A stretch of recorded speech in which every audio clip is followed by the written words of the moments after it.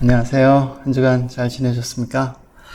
네, 우리 시간에 다 함께 주기도문 하심으로 오늘 9월 3일 첫째 주일 예배 함께 하나님께 드리시도록 하겠습니다. 주기도문 하시겠습니다.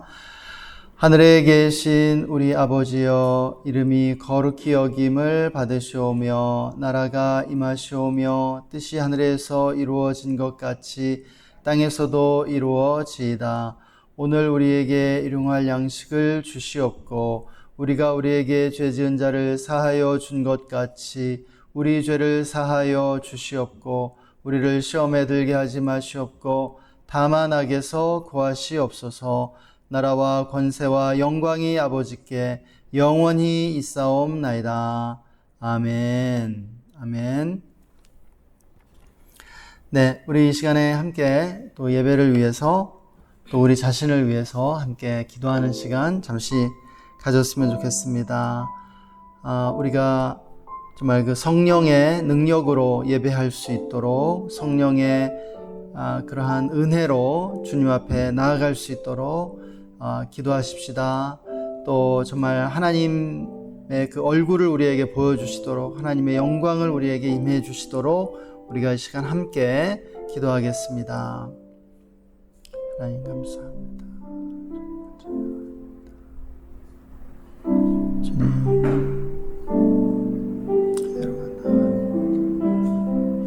열을 준 아버지 주님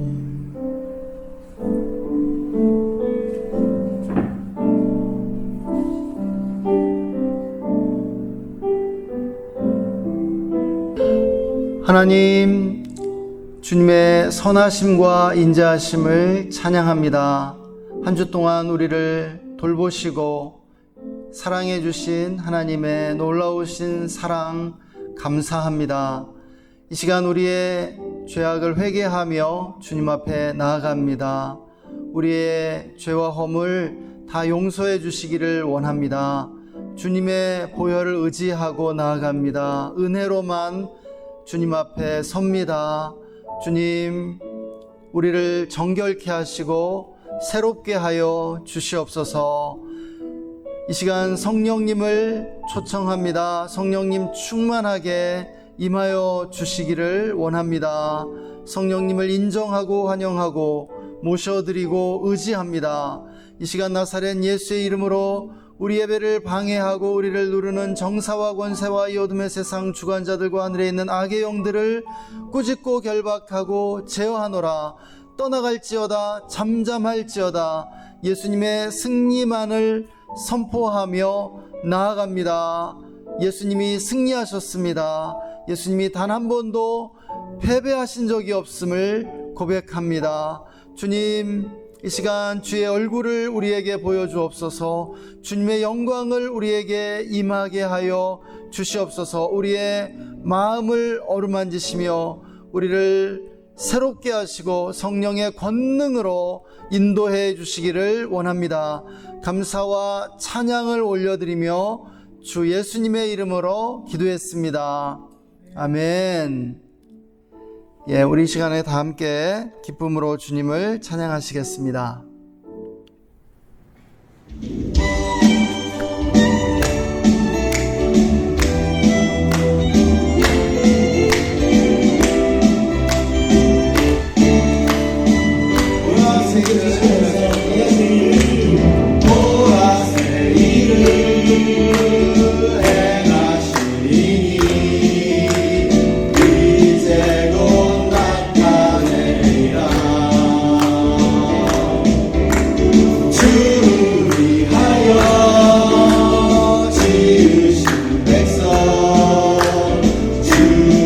찬송 우리의 베리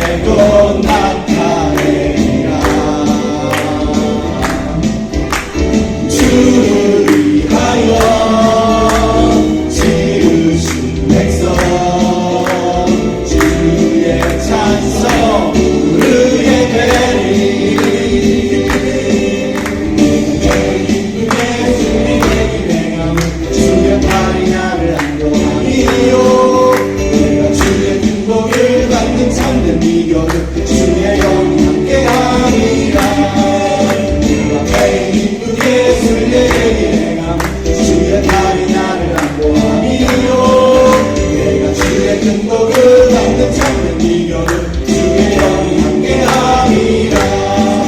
성령이 계시네 할렐루야 함께하시네. 종길 걸으며 밤낮 기뻐하는 것 주의 영이 함께함이라. 동행하시고 모든 격려하시니 나는 숲의 새와 같이 있는 거야. 내가 기쁜 마음으로 주의 뜻을 행하 주의 영이 함께함이라. 성령이 계시네 할렐루야 함께하시네. 좁은 길 걸으며 밤낮 기뻐하는 것 주의 영이 함께함이라. 세상 모든 정욕과 나의 모든 노력을 십자가의 힘이 거슬러가네. 어린 날이 지나도 의로운 뒷모습을 주의 영이 함께하리라. 성령이 계시네 할렐루야 함께하시네. 성령이 계시네 할렐루야 함께하시네. 좁은 길을 걸으며 밤낮 기뻐하는 것 주의 영이 함께하리라. 성령이 계시네 할렐루야 함께하시네. 성령이 계시네 할렐루야 함께하시네. 좁은 길을 걸으며 밤낮 기뻐하는 것 주의 영이 함께하리라. 좁은 길을 걸으며 밤낮 기뻐하는 것 주의 영이 함께하리라.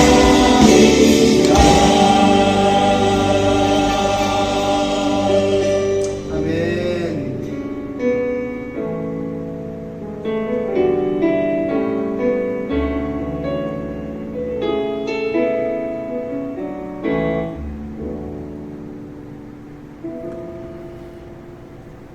허무한 시절 지날 때 기쁜 한숨 내쉴 때 그런 풍경 보시며 단식하는 분 있네.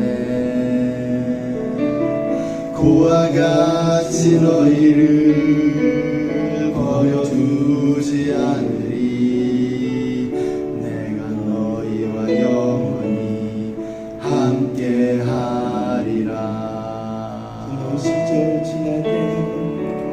허무한 시절 지날 때 기쁜 한숨 내쉴 때 그런 풍경 보시며 단식하는 분인데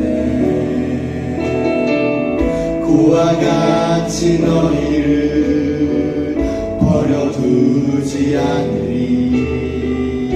내가 너희와 영원히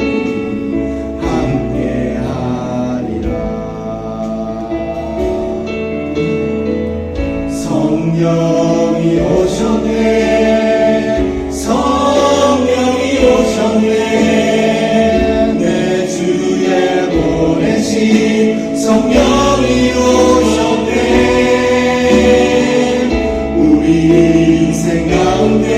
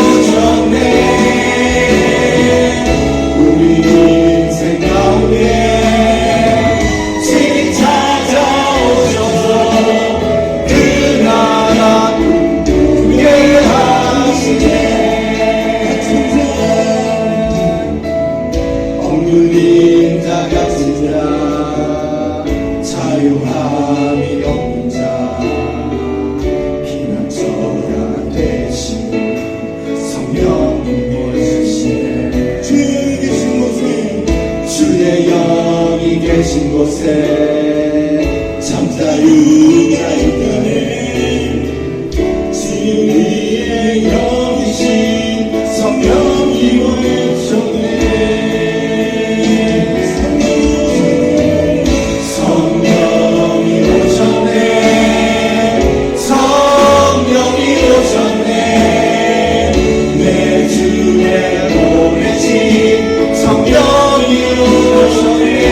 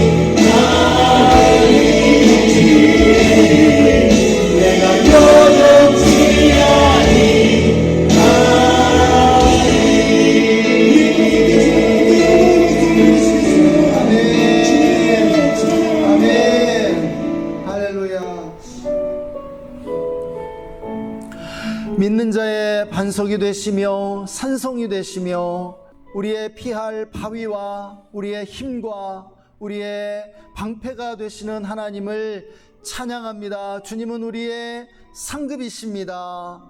주님, 우리를 새롭게 하여 주옵소서. 우리를 붙들어 주옵소서. 하나님, 이 시간 함께 예배한 우리 모든 성도님들을 축복해 주옵소서.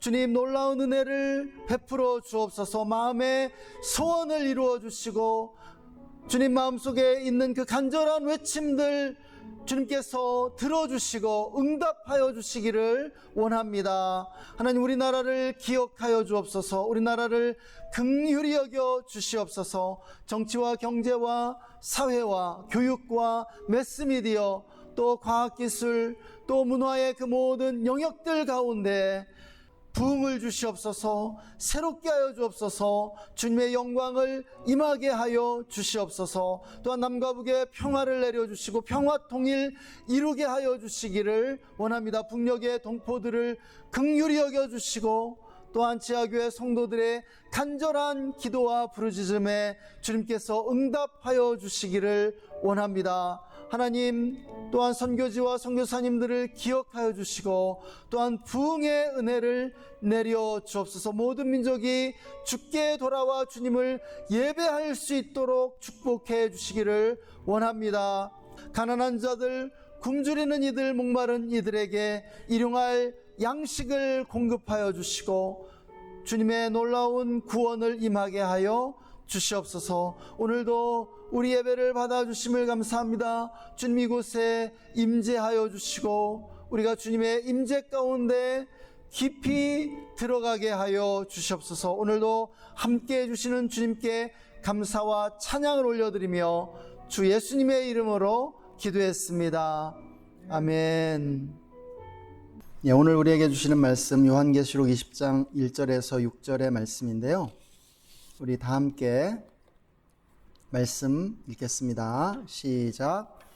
또 내가 보매 천사가 무저갱의 열쇠와 큰 쇠사슬을 그의 손에 가지고 하늘로부터 내려와서 용을 잡으니 곧 옛 뱀이요 마귀요 사탄이라. 잡아서 1000년 동안 결박하여 무저갱에 던져 넣어 잠그고 그 위에 임봉하여 1000년이 차도록 다시는 만국을 미혹하지 못하게 하였는데 그 후에는 반드시 잠깐 노일이라. 또 내가 보좌들을 보니 거기에 앉은 자들이 있어 심판하는 권세를 받았더라. 또 내가 보니 예수를 증언함과 하나님의 말씀 때문에 목배임을 당한 자들의 영혼들과 또 짐승과 그의 우상에게 경배하지 아니하고 그들의 이마와 손에 그의 표를 받지 아니한 자들이 살아서 그리스도와 더불어 1000년 동안 왕노릇하니 그 나머지 죽은 자들은 그 1000년이 차기까지 살지 못하더라. 이는 첫째 부활이라. 이 첫째 부활에 참여하는 자들은 복이 있고 거룩하도다. 둘째 사망이 그들을 다스리는 권세가 없고 도리어 그들이 하나님과 그리스도의 제사장이 되어 1000년 동안 그리스도와 더불어 왕노릇 하리라. 아멘.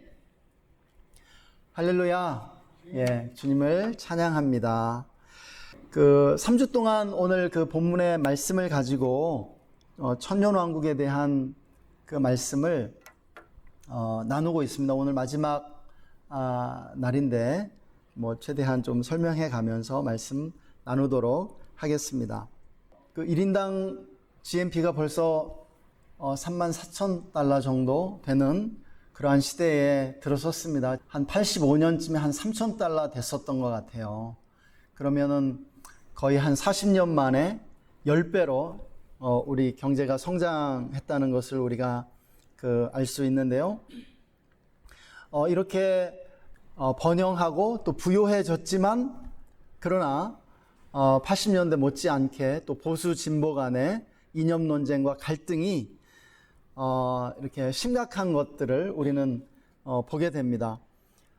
보수 진보 간의 이러한 그 이념 논쟁과 갈등이 점점 심해지는 것처럼 느껴지기도 하는 것 같습니다.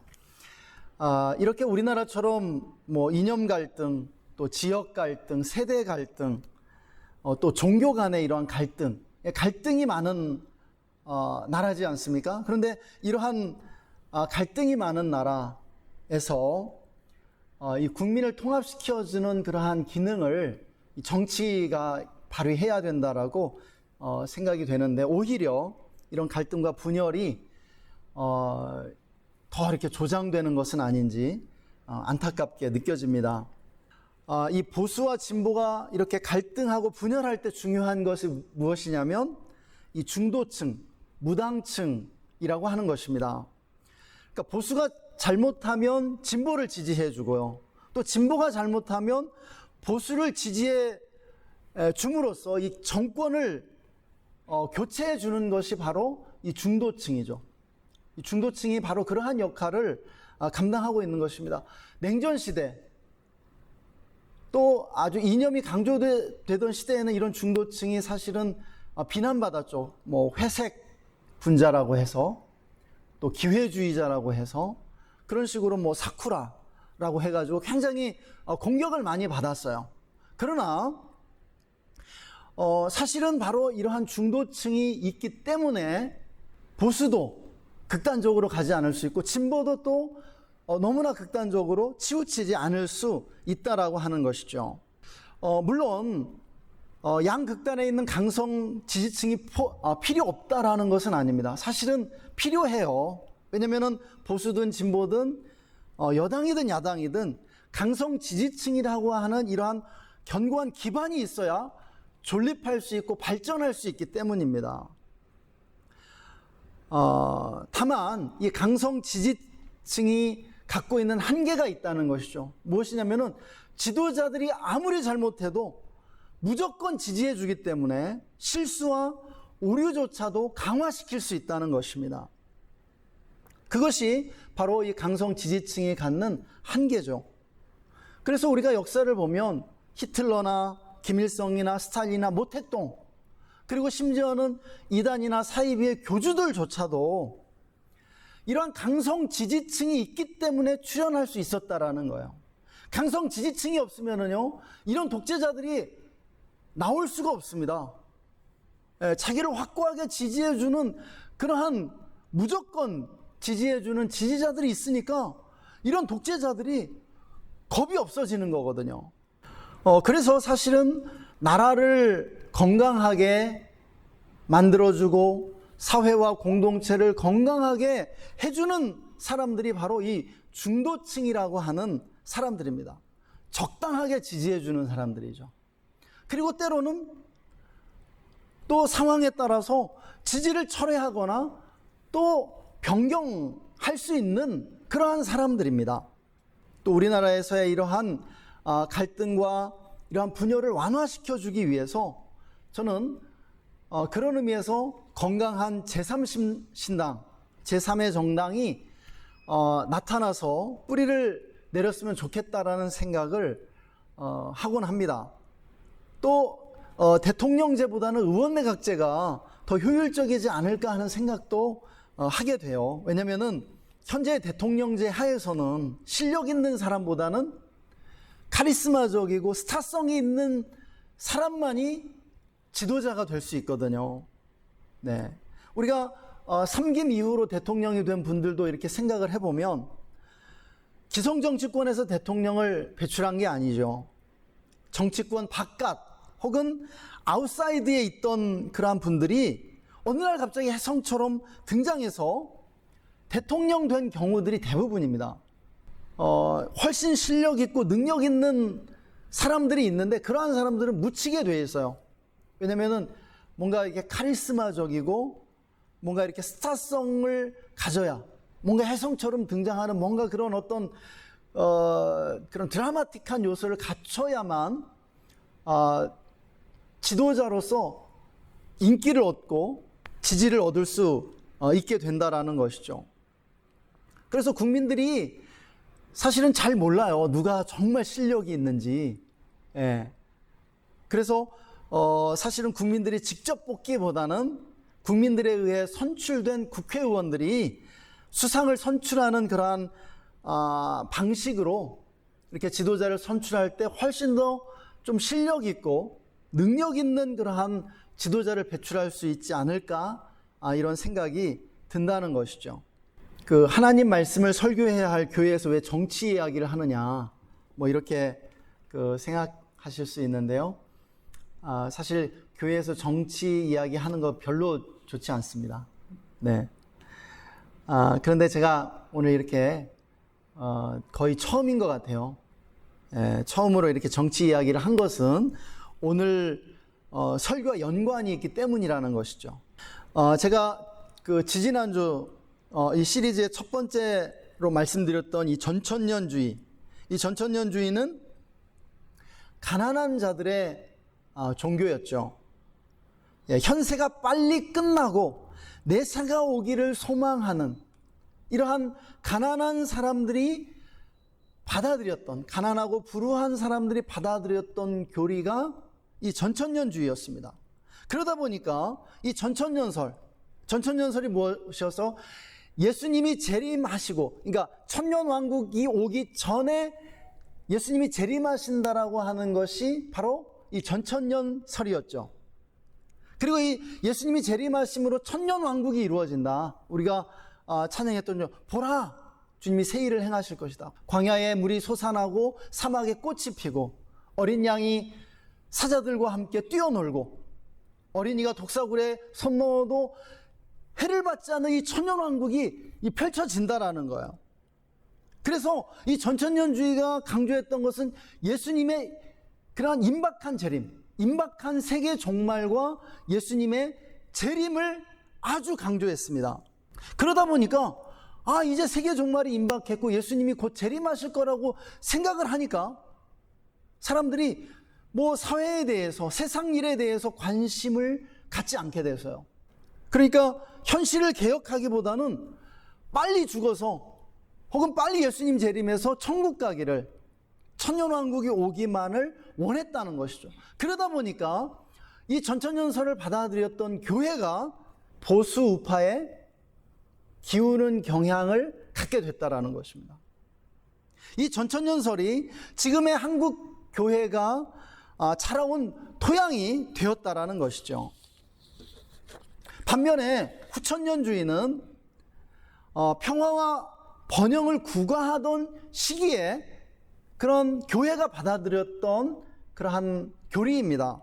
18세기 계몽주의에 그런 영향을 받았다라고 제가 말씀드렸죠. 그래서 특별히 부자들의 그러한 종교로 시작이 된 것입니다. 이 후천년주의는요. 물론 한국에서 부자들의 종교라는 것이 아니에요. 한국에서는 좀 상황이 다릅니다. 가난하고 불우한 사람들은 현세보다는 내세를 갈망하죠. 그러나 부자들은 어떻습니까? 현실에 관심이 많은 거예요. 현세에 더 많은 관심을 가지고, 그리고 현실을 어떻게 바꿔나가느냐에 관심이 많은 것이 바로 부자들의 특징이라는 것이죠. 그래서 후천년주의는 내세보다는 현실을 개혁하고 또 사회 변혁과 가난한 자들에게 관심을 기울였다는 것입니다. 그래서 후천년설이 무엇이었죠? 역사가 진보를 거듭해서 결국은 예수님이 재림하시기 전에 천년왕국이 이루어진다는 것이에요. 그리고 이 천년왕국 후에 예수님이 재림하신다. 그래서 역사가 완성된다라고 하는 것이 바로 이 후천년주의였었죠. 이와 같은 관점에서 이 후천년주의는 바로 전천년주의의 대척점에 섰고요. 또 진보 좌파적 경향을 띄었던 것입니다. 왜냐하면 사회개혁과 또 사회의 그런 구조적인 악을 물리치고 어떤 역사의 진보를 이루는 것에 관심을 기울였기 때문이에요. 사회주의 역사관과 매우 흡사한 그런 역사관을 가지고 있었던 것이죠. 그러다 보니까는 하나님의 역사, 성령의 능력보다는 그런 인간의 노력과 수고, 인간의 어떤 그런 투쟁, 저항, 이러한 것들을 강조한 측면이 있었다라고 하는 것입니다. 그러나 오늘날 이 두 교리는요, 이 전천년설과 후천년설은요, 교회에서 사실상 거부당하고 있다고 말해도 과언이 아닙니다. 가장 먼저 이 전천년주의는 정통 기독교에서 발생한 이단들이 많이 주장함으로써 점차 정통교회에서 설교하지 않게 되었습니다. 이단들이 사람들의 어떤 공포심을 자극해서 사람들을 자신을 따르도록 만들려고 이 전천년설을 많이 이렇게 이야기했던 것이죠. 그러다 보니까는 이단들이 얘기하다 보니까 사실은 이것이 이단이 아닌데 사람들이 이 이야기를, 이 전천년주의의 말을 점점 이단시하게 된 그런 경향이 있어요. 그러나 이 정통 신학 안에 있는 것입니다. 이 전천년주의가요. 또 부흥사들이 부흥회에서 이 전천년설로 공포심과 긴장감을 유발했기 때문에 건전한 신앙인들이 듣고 싶어하지 않게 되었죠. 제가 말씀드렸던 것처럼 이 전천년주의를 교회의 보편적인 그러한 교리로 받아들이게 만들었던 것이 이 부흥사들이었습니다. 그런데 오늘날에는 사실은 일부 교회를 제외하고는 교회들이 부흥사들을 더 이상 초청하지 않습니다. 인기가 없어졌어요. 그러니까는 이 부흥사들의 이러한 설교, 또 부흥사들이 말하는 이 전천년주의는 평화 번영의 시대에는 맞지 않는다라는 것이죠. 그래서 오늘날 여전히 교회들이 부흥회를 해요. 이 부흥회 대신에 새 생명 축제를 하든지 뭘 하든지 사실은 그것이 부흥회의 어떤 전통인데요. 이러한 이러한 세미나 기간에 교회들이 누구를 추천하냐면 1순위는 연예인들입니다. 요즘에는요, 연예인들이, 아주 신실한 그 연예인들이 신학자들보다도 더 영향력이 있는 것 같아요. 어떤 목사들보다도 더 신학적으로 깊이가 있는 것들을 보게 돼요. 어떤 그 간증들을 들으면은 정말 은혜를 많이 받게 되거든요. 그러니까 오히려 연예인이나 이런 재미를 주는 김창욱과 같은 그런 강사들을 교회들이 초청하고 싶어 한다라는 거예요. 그게 평화 번영의 시대에 훨씬 더 맞는다라는 것이죠. 그래서 전천년설이 맞지 않아요. 그래서 사실은 지금도 성결교라든지 순복음이라든지 이러한 교단들은 전천년주의가 교리입니다. 여전히 전천년주의를 아예 교리적으로 따르고 있어요. 제가 나온 신학교도 전천년주의를 따르는 신학교였었는데요. 여러분, 이 무천년주의가 사실은 성 어거스틴이 무천년주의를 사실은 교회에 가르쳤던 것이고요. 그리고 지금 한국의 주류 교단이라고 하는 장로교가 정식으로 교리로 받아들이고 있는 것이 무천년설입니다. 그런데 무천년주의를 모르더라고요. 아예 조직신학 교수님이. 제가 그래서 충격을 받았었는데, 오늘날에도 여전히 전천년주의를 받아들이고 따르는 교단들이 많지만 더 이상 이야기하지 않게 됐다라는 거예요. 이것이 오늘날 맞지 않기 때문에 그렇다는 것이죠. 그리고요, 오늘날 교회는 후천년주의도 거의 폐기시키다시피 했습니다. 더 이상 후천년주의를 말하지 않아요. 서로 그것을 따르는 교단이 있다 하더라도요. 20세기에 이미 이 후천년주의적인 낙관주의가 붕괴했고요. 역사가 계속 진보해서 인간이 점점 선해지려는 그런 낙관적인 그런 기대가 붕괴돼 버렸어요. 인간의 그런 악한 면들을 발견하게 된 것이죠. 깨닫게 됐어요. 그리고 또한 이 후천년주의자들이 영적인 것보다는 사회 참여에 관심을 갖는 것이 종교의 본래적 기능을 상실하고 있다고 그렇게 보았던 것입니다. 그래서 사실은 후천년주의를 말하는 사람도 지금은 거의 없다시피 합니다. 그래서 오늘날 교회가 채택하고 있는 것이 무엇이냐면은 바로 이 무천년주의라는 것입니다. 이 무천년주의는 그러면 무엇이냐? 이것은요, 제가 아까 이 정치에 있어서 보수와 진보의 중간에 있는 중도를 말씀드린 것처럼 무천년주의는 정확히 이 전천년과 후천년 중간에 있는 그러한 교리입니다. 자, 무천년설이 무엇일까요? 이 무천년설은요, 천년왕국이 아예 없다고 보는 것이 아니에요. 이 무천년설은 이 본문에 이 천년이라고 하는 이 기간을요, 예수님의 초림부터 재림까지의 이 기간을 상징적으로 표현한 것으로 보고 있는 것입니다. 예수님의 초림에서 재림까지의 이 기간이 바로 상징적 천년왕국이라고 보는 것이죠. 이 무천년설에 의하면은요, 천년왕국은 예수님의 십자가 죽음과 부활을 통해서 이제 시작이 되었습니다. 이 본문을 보면은 예수님이 이 사단을 결박해서 무적행에 이렇게 가두잖아요.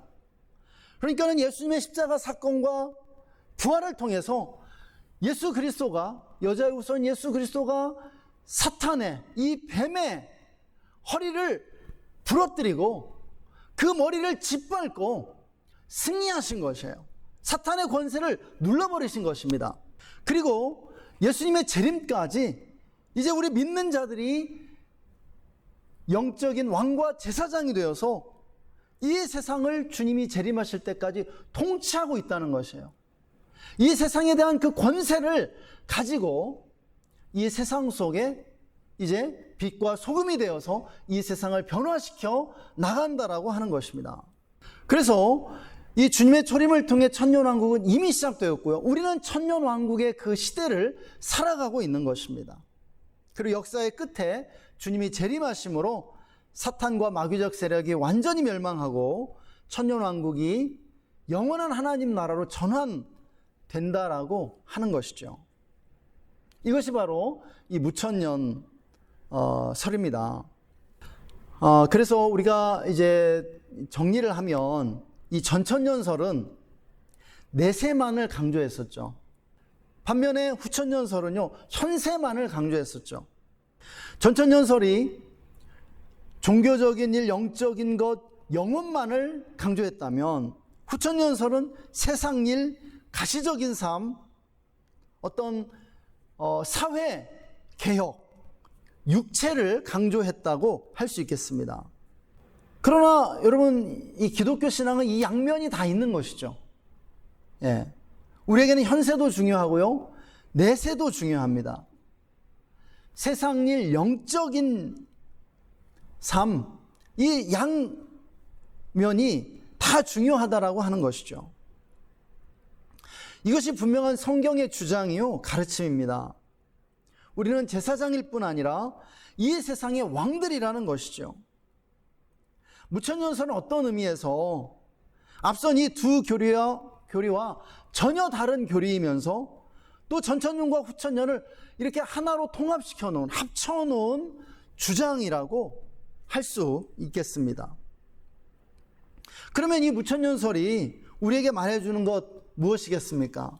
먼저 우리들 이 신앙인은 임의와 아직 사이의 긴장감을 가지고 살아야 한다는 것이죠.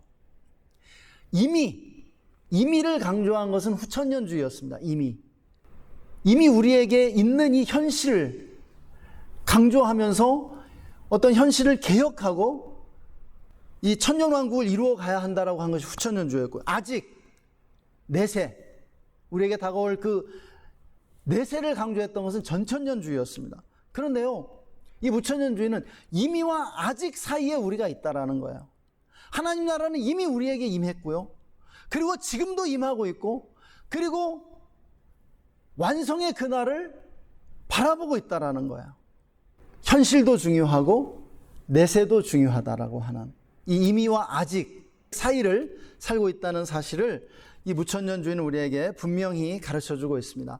두 번째로는 우리는 이 천년왕국 시대의 주인공인 왕과 제사장으로서 이 세상을 하나님 나라로 전환시켜 나가기 위해서 애써야 한다는 사실입니다. 우리가요, 열심히 노력해야 돼요. 열심히 수고하고 일해야 합니다. 이 세상 속에서요. 교회에 와서 그렇게 하라는 것이 아니라 이 세상 속으로 적극적으로 들어가야 한다는 것이죠. 왜냐하면은 우리가 이 천년 왕국 시대를 살고 있고요, 우리가 왕과 제사장으로서 이 세상 속에서 아주 중요한 임무를, 사명을 맡은 자들이기 때문이라는 것입니다. 그것이 바로 우리의 삶의 참된 의미와 사명이라는 것이죠.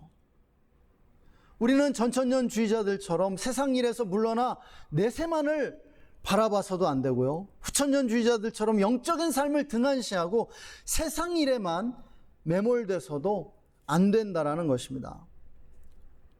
우리는 안에서 밖으로의 변화를 이루도록 해야 하는 것이죠.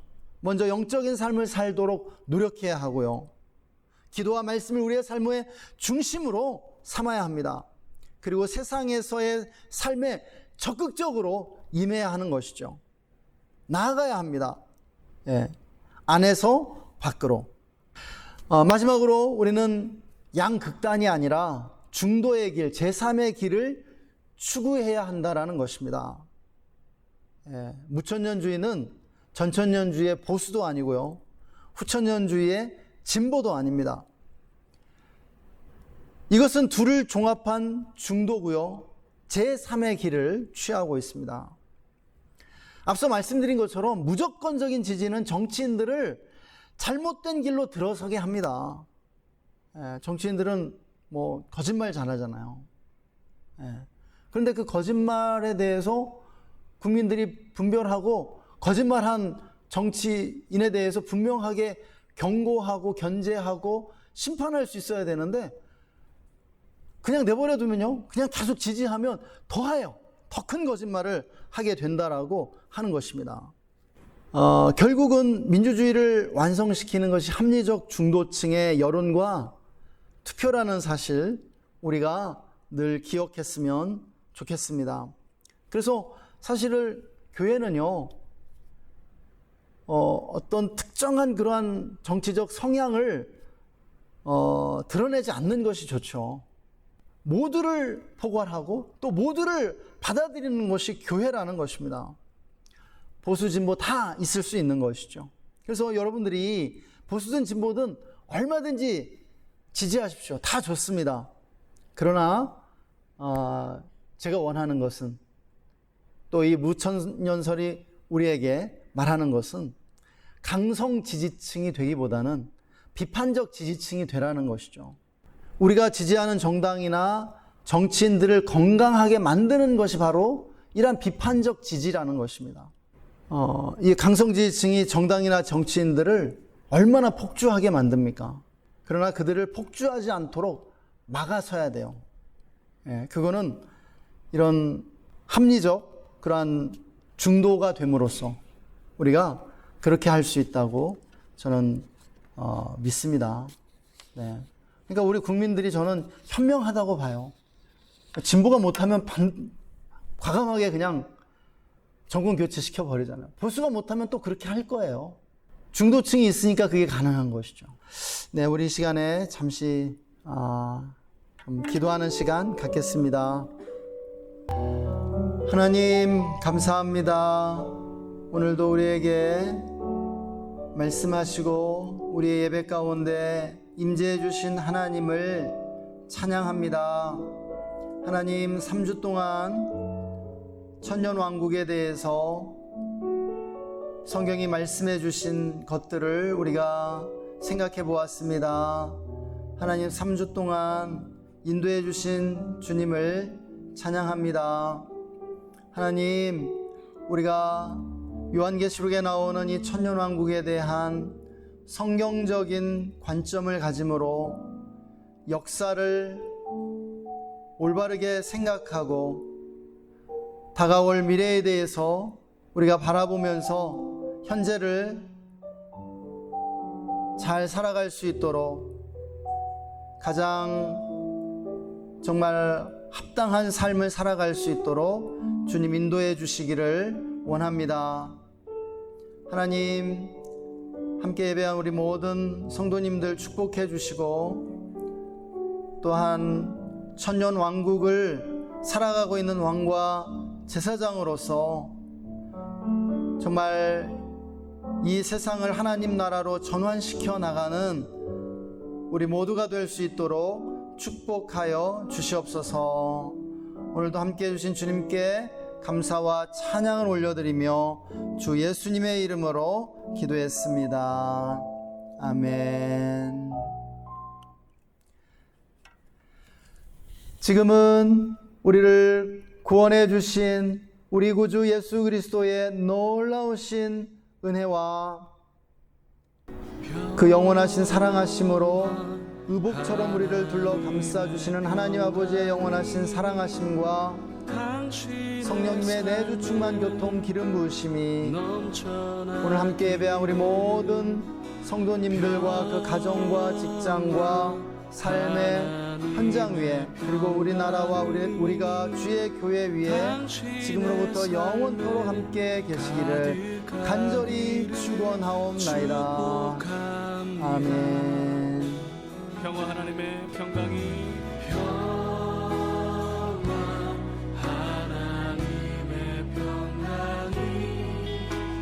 당신의 삶